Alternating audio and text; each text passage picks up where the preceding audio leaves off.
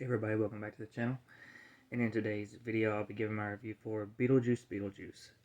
Uh, I filmed this once already, but after it sat with me for a little bit, and just thinking back about the movie and everything, I realized my score was too high for this film. Um, I originally gave it a 3.5, but just for me personally, that ended up just being too high. I think I gave it too much leeway. Um, so, um, start by saying, I love the first Beetlejuice. It's a classic. Um, was somewhat excited for this one. Didn't feel like it was needed, obviously, after 30 years. Um, but I was excited for Jenna Ortega being in it. Pretty much all the cast back. Um, so I was curious to see what they would do with it. Yes, I'm filming from a different angle, and the light's not as good, but we'll work with what we're got right now. Um, so for me, when I after watching this one, like I said, I gave it too much leeway the first time. To me, this film just wasn't all that great. I know some people have loved it, and that's great.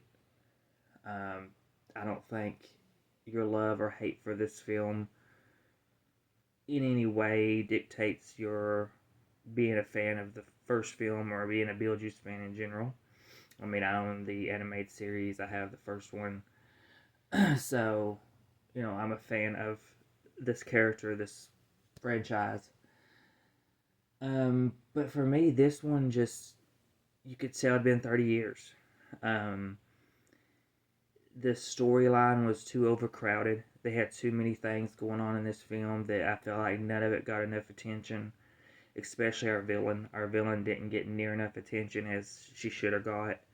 I felt like, by the time you do get her reconnecting with Beetlejuice, it ends so quickly. Um, so it really felt like she was very wasted. I felt like a lot of the other storylines was wasted from, uh, you know, from Lydia and, um, Astrid, I think. Their strained relationship, you know, uh, could be wrong on the Jenna's character's name. The movie's slowly leaving my memory, so could be wrong on her character's name. But I don't feel like there was enough attention to their strained relationship. I don't think there was enough attention between Jenna's character and this love interest that is introduced. Um, and there was plot points that needed more detail, more information. Like Beetlejuice is now running a call center. Don't know why. Don't know how that happened. We're never really given a reason for it, but he's basically running a call center with a bunch of Bobs as his workers.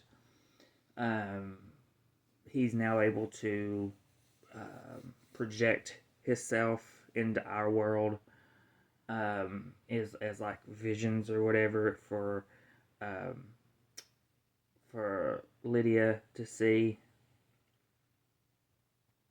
Don't know how he never did that in the first one, so don't know how he can do it now. Um, but it's just things like that. I mean, obviously we get reasons for why um, our main couple in the first one is missing, or why they're not there. We get the reasoning for that, which is great. That was a nice little thing there. Um, you do get Charles Dietz in here in a way that to me felt just stupid, really, but definitely Beetlejuice esque for sure.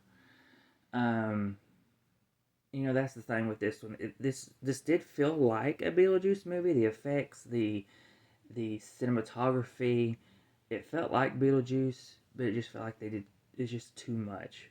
Jenna did great. I think she was the star of the show. Um, I think that the rest of them didn't quite hit the mark for me. Winona trying to play Lydia as an adult, while she did good, it just wasn't quite what I wanted from her as the adult. Um, I think the biggest disappointment, Catherine O'Hara did fine. I don't think she was anything overly amazing. I thought her and Winona both did better in the first Beetlejuice, but I think they were fine enough in this one. The biggest disappointment I feel like was definitely Michael Keaton as Beetlejuice. I don't feel like he put in as much effort in this one as he did in the first film. Not to say he was horrible, but I just felt like he did a lot better in the first one. It felt like more of just he was phoning it in. He was doing it to for a paycheck or maybe for the fans, but he didn't really have his heart into it. Um, which I get. It's been 30 years. They've all aged. They're not going to be as sharp, as sharp as they were back when they were younger. So I do take that into account a little bit, but I just was very underwhelmed with his performance the most, which I kind of had expected because he wanted he stated he didn't want to come back unless it was the same amount of time as he played in the first movie. So he obviously didn't want a bigger role in this, which really made me feel like from the very beginning this is not something he had his heart fully in. So, and I definitely could see that myself personally. Um, so, like I said, no hate to anybody who loved this one.